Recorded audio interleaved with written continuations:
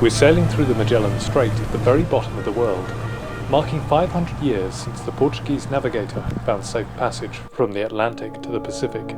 We're in wildest Patagonia, retracing Ferdinand Magellan's expedition, the very first circumnavigation of the world. Aboard the Ventus Australis, finding our way through South America is a less dangerous proposition.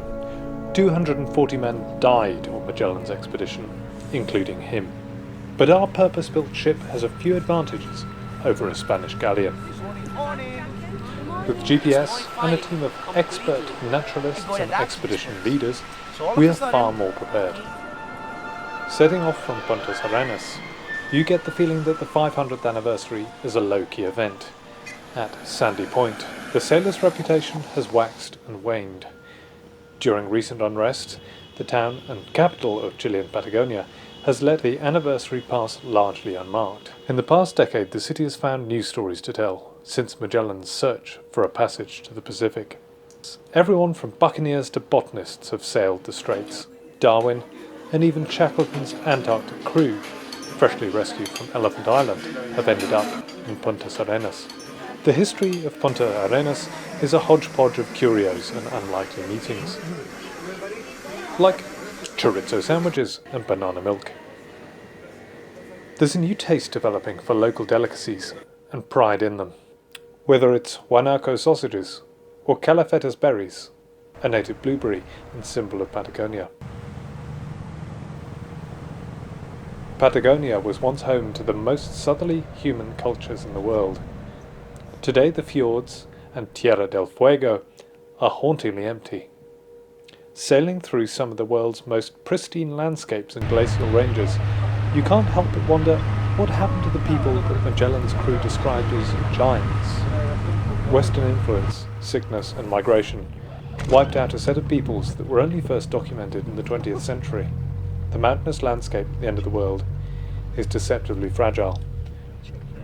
Today these glaciers have become a new front line for man-made climate change. With an awareness of Patagonia's history and the fragile, changing climate, there should be no excuse for blundering into an accidental extinction of these South American ice fields.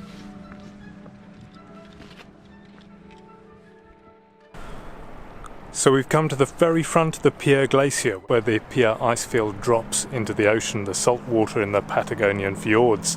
It drops down from Mount Darwin up there, which is the highest point in this part of Patagonia. Like some giant icy game of Jenga, we're just waiting patiently for a piece to carve off and drop into the water below.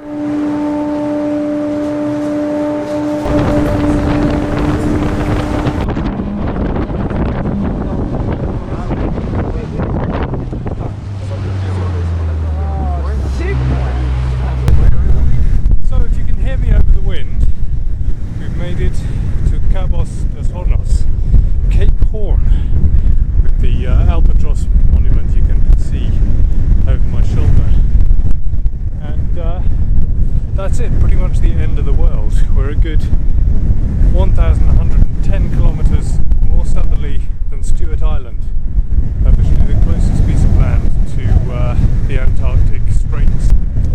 While we're just dropping in for about 40 minutes, the island does have permanent residents, which is Ariel, a captain of the Chilean Navy, his wife, who works for the local Department of Conservation, and their 3 children, who are stationed here on a 12-monthly basis. And apart from the odd day when a cruise ship drops by, they have this place